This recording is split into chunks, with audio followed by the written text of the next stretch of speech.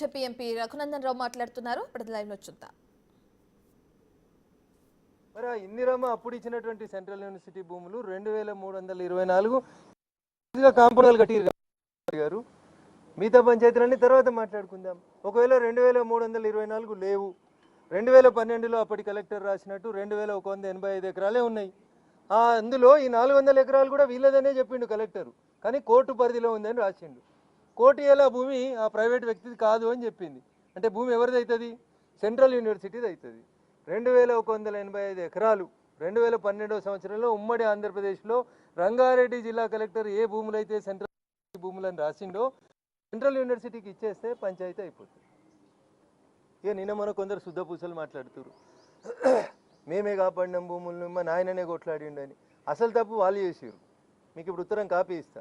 2012లో HRD minister హోదాలో గౌరవనీయులు Dharmendra Pradhan garu then Telangana chief minister Chandrashekar Rao గారికి ఉత్తరం రాసి ఈ భూములు 2185 ఎకరాల భూములు ఏవైతే ఉన్నాయో ఆ భూముల్ని సెంట్రల్ యూనివర్సిటీ పేరు మీద ఎలినేట్ చేయమని చెప్పారు. ఇలా చెప్తుండొచ్చు కోర్టులో కేసు ఉంది కాబట్టి ఎలినేట్ చేయలేదు. కోర్టులో కేసు ఉన్న 400 పక్కన పెడితే మిగతా 1785 ఎకరాలన్నా సెంట్రల్ యూనివర్సిటీ కాంపౌండ్ వాళ్ళు కట్టాల్సింది ఉండే కదా అప్పుడున్నటువంటి టీఆర్ఎస్ ప్రభుత్వం. నీళ్లు, నిధులు, నియామకాలు, మా భూములు మాకే, ఇది కదా తెలంగాణ పంచాయతీ. బాగా చదువుకున్నావు కదా కేటీఆర్, మరి ఎందుకు 1785 ఎకరాలు 2012లో కలెక్టర్ రాస్తే 10 ఏళ్ళు మీరు భూములు వంచిర్రు, పైసలు వంచిర్రు, మస్తు తెలంగాణని బంగారు తుకుడా చేసిర్రు కదా. గనక చదువుకునే పిల్లలకు భూములను ఎందుకు అలినేట్ చేయించలేకపోయినరు? మీ సీసీఎల్ఏ గారు వచ్చి మీకు చెప్పలేదా ఇది ఒక ఫైల్ పెండింగ్ ఉందని? తీసుకుందాం భూములు అనుకొని ఆపిరా? అసలు ఇంకొక దారుణమైనటువంటి విషయం ఏంటంటే దీని మొత్తం పంచాయతీ లోపల 534 ఎకరాలని సెంట్రల్ యూనివర్సిటీ తోటి అగ్రిమెంట్ చేసుకొని అప్పటి ఆంధ్రప్రదేశ్ ప్రభుత్వం తీసుకున్నప్పుడు ఆ ఎంఓఈలో కేటగిరికల్గా రాసిండ్రు. ఈ 534 ఎకరాల్లో అగ్రిమెంట్ రాసిన రోజు అన్న దయించి అర్థం చేసుకోవాలి మీడియా మిత్రులు, 397 ఎకరాలని ఈరోజు మీకు ఇస్తా ఉన్నాం. ఇంకా మిగిలినటువంటి 134.08 ఎకరాలను అందులోంచి 50 ఎకరాలు 30 రోజులలో రిజిస్ట్రేషన్ చేస్తాం, 90 రోజులలో మిగతా భూమి మొత్తాన్ని సెంట్రల్ యూనివర్సిటీకి రిజిస్ట్రేషన్ చేస్తామని చెప్పిండ్రు. So that MO is not fulfil. తీసుకున్నదేమో 534 ఎకరాలు, ఇచ్చిందేమో 397 ఎకరాలు. మిగతా 134 ఎకరాలని ఈ శుద్ధపూస సత్యవాకులు వలుతున్నటువంటి శుద్ధపూసల నాయన అక్కడ టీఎన్జిఓలకు ఇచ్చేసిండు. నిజంగా మీకు యూనివర్సిటీ మీద విద్యార్థుల మీద ప్రేమ ఉంటే చంద్రశేఖరరావు గారు 134 ఎకరాలు ఆ రోజే యూనివర్సిటీకి ఇవ్వాల్సింది. టీఎన్జిఓలకు ఎందుకు ఇచ్చిర్రు? వీడికి వచ్చి టీఎన్జిఓలకు ఇచ్చే ఆడికి ఉస్మానియా యూనివర్సిటీకో ఈడ డబుల్ బెడ్రూమ్ కడదాం ఈ జాగా మంచిగా ఉందని చెప్పి. ఇవన్నీ ఇట్లా ఉంటే వాస్తవాలు ఒక రకంగా ఉంటే దొంగనే ఉల్టా దొంగ దొంగ అని అరిచినట్టు 10 ఏళ్ళ అధికారం నుండి సీసీఎల్ఏ ఉత్తరం మార్పించక సెంట్రల్ యూనివర్సిటీ పేరు మీదకి భూములు మార్చక టీఆర్ఎస్ తప్పు చేసింది. 134 ఎకరాలు యూనివర్సిటీకి ఇవ్వాల్సిన భూముల్ని టీఎన్జిఓలకు ఇచ్చింది అప్పుడున్నటువంటి టీఆర్ఎస్ ప్రభుత్వమే. రోడ్ వేసిర్రు. పాపం సెంట్రల్ యూనివర్సిటీ వాళ్ళు కోర్టుకు పోతే కేసు ఓడిపోయినరు. ఇంత జరిగితే మళ్ళీ వాళ్ళు సుప్రీంకోర్టుకు రోడ్ కోసం కొట్లాడుతున్నారు. ఇవన్నీ వాస్తవాలు అయితే ఏమి తెలియనట్టు లేదా తెలిసి కావాలనో ఎదురుగున్నోళ్ళ మీద బురద జల్లే కార్యక్రమాన్ని మేము తీవ్రంగా ఖండిస్తూ ఉన్నాం. సెంట్రల్ యూనివర్సిటీకి ఇచ్చిన 2324 ఎకరాల భూముల్ని అయ్యా రేవంత్ రెడ్డి గారు, నీ నోటెక్కేలు వచ్చే మాట సత్యమే అయితే, నీ పాలన ఇందిరమ్మ రాజ్యమే అయితే, నువ్వు ఏ ఇందిరమ్మ పేరు చెప్పుకొని అయితే బతుకుతున్నావో ఆ ఇందిరమ్మ నాటి కాంగ్రెస్ ప్రభుత్వం ఇచ్చిన 2324 ఎకరాలకి ఫెన్సింగ్ ఎత్తవా, గోడ కడతావా కట్టి ఆ విద్యార్థుల్ని కాపాడు. ఉత్తుతగా పైకి కేసులు ఎత్తేసినామని నటించేటువంటి కార్యక్రమాలు మానుకోండి. మీ రాహుల్ గాంధీ గారిని పిలిచి 2324 ఎకరాలకి ఫెన్సింగ్ వేసి విద్యార్థులకు అండగా నిల్చుంటారా, తప్పుడు విధానాలను అవలంబిస్తారా తేల్చుకోవాల్సిన బాధ్యత రాష్ట్ర ప్రభుత్వం.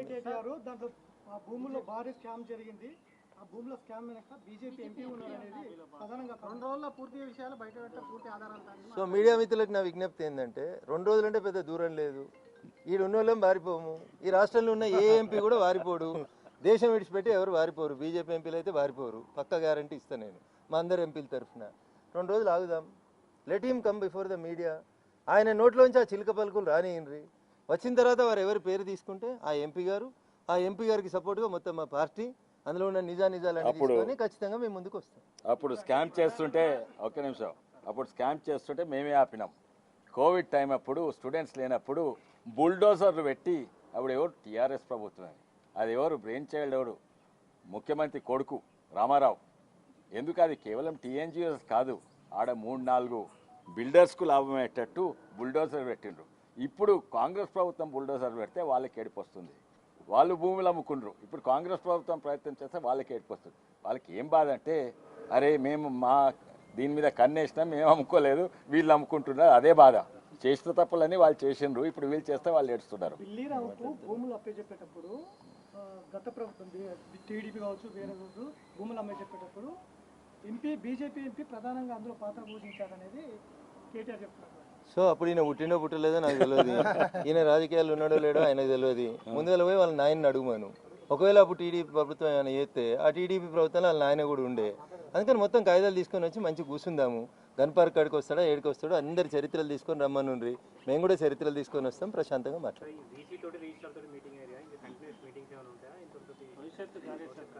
భవిష్యత్తు కార్యాచరణ మా పార్టీ రాష్ట్ర అధ్యక్షులు కిషన్ రెడ్డి ఈరోజు ఓన్లీ మేము లీగల్ అంశాలు విశ్వేశ్వర రెడ్డి గారి కాన్స్టిట్యున్సీలో వస్తుంది కాబట్టి కొంత వారికి తెలుసుకుంటున్నారు, మమ్మల్ని కూడా కొంచెం అవేర్నెస్ కోసం అని చెప్పి రమ్మంటే వచ్చినాము.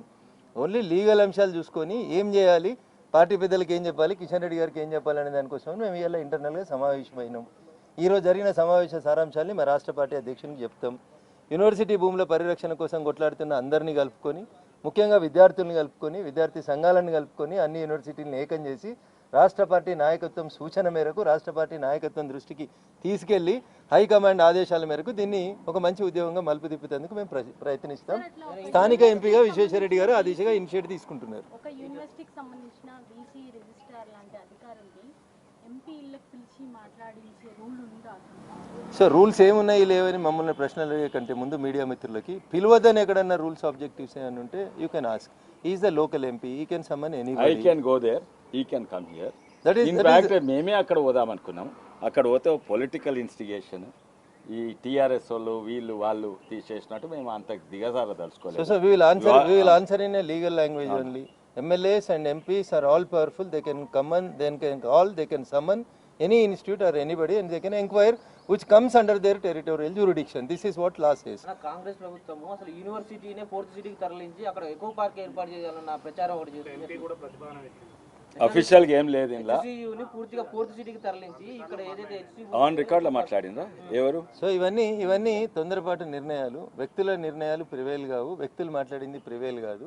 ఓ రాష్ట్ర ప్రభుత్వము, కేంద్ర ప్రభుత్వాలు, క్యాబినెట్, గెజిట్ ఇవన్నీ ఉంటాయన్న. వ్యక్తిగా నాకు చాలా అభిప్రాయాలు ఉంటాయి, వ్యక్తిగా అందరికీ అభిప్రాయాలు ఉంటాయి. ఒక ఎంపీగా మల్కాజ్గిరి ఎంపీగా వారికి అభిప్రాయం ఉంటుంది, లేదా విశ్వేశ్వరరెడ్డి గారికి ఉంటుంది, నాకు ఉంటుంది, నీకు కూడా అభిప్రాయం ఉంటుంది. కానీ చట్టం ఏం చెప్తుంది? నాకు ఇది బాగా మంచిగా అనిపించింది కాబట్టి దీన్ని జూ పార్క్ చేస్తానంటే ఎట్లా మాట్లాడతారు దాన్ని మరి? కాబట్టి దేర్ ఆర్ సర్టన్ లిమిటేషన్స్. భారత రాజ్యాంగానికి లోబడి ఏ పార్టీకి సంబంధించిన ఎంపీలైనా చట్టాన్ని గౌరవించే వ్యక్తులం, చట్టం తెలిసిన వ్యక్తులం కాబట్టి వారి కాన్స్టిట్యున్సీ పరిధిలో వారింట్లోనే కలిసినాం. అందుకనే రఘునందన్ రావు ఇంట్లోనో రాజేందర్ గారి ఇంటికో విలువ లేదు. స్థానిక ఎంపీ గారి ఇంటికి మేమే వస్తామని చెప్పినప్పుడు వారే ఎంపీ గారిని గౌరవించి వారు ఇక్కడికి వచ్చినారు. Then what is wrong in it? కోడిగుడ్డు మీద ఈగలు ఇక్కడ ఎందుకు? నేను మీ ఇంటికి వస్తే మీరు మా ఇంటికి వస్తే ఏముంది? మీ ఇంట్లో జాగా ఎక్కువ ఉంటే మీ ఇంటికే వస్తాం మేము, మీ ఇంట్లో జాగా తక్కువ ఉంటే మా ఇంటికి రండి సార్ భోజనం పెడతామని పిలుస్తాము. So don't take in that context. దయించి దీన్ని భూమిని ఎట్లా కాపాడాలనేది మా మీడియా మిత్రులు బాగా పోరాడుతున్నారు, దాని గురించి మాట్లాడుండ్రి. పోలీసు వాళ్ళు ఎవరిని రావద్దంటారు. మీరు ఒక మాట, ఇన్ని మాటలు మమ్మల్ని అడిగారు కదా, ఏ సెక్షన్ ప్రకారము పోలీసు వాళ్ళు ఎవరిని రావద్దని చెప్పే అధికారం ఉందో చెప్పమని చెప్పుండ్రి, అది అడుగుండ్రి. సుప్రీంకోర్టు 16వ తారీఖు దాకా అక్కడ ఏం పనులు జరగద్దు, స్టేటస్ కో అని చెప్పింది. నిన్న తెలంగాణ ప్రభుత్వం వచ్చి this land belongs to TGIIC అని బోర్డు పెట్టింది. ఇది కంటెంప్ట్ ఆఫ్ సుప్రీంకోర్టు అని వార్త పెట్టుర్రి. కాంగ్రెస్ ఎంపీ కలగని దాన్ని ఎకో పార్క్ చేస్తా అంటే ఎవరా ఎంపీ? ఆయనకు ఉన్నది ఏంది, ఆయనకు తెలిసింది ఏంది, ఎకో పార్క్ అంటే ఏందో ముందు ఆయన తెలుసుకొని మళ్ళీ మాట్లాడమనుండ్రి, పెట్టమనుర్రి proposal, then we will think about it. Thank you అన్న. మళ్ళీ మాట్లాడదాం రేపు ఎల్లుండ పార్టీ ఆఫీస్ మాట్లాడన్నాడు రాజేంద్ర. పన్ను నొప్పి రాజేంద్ర.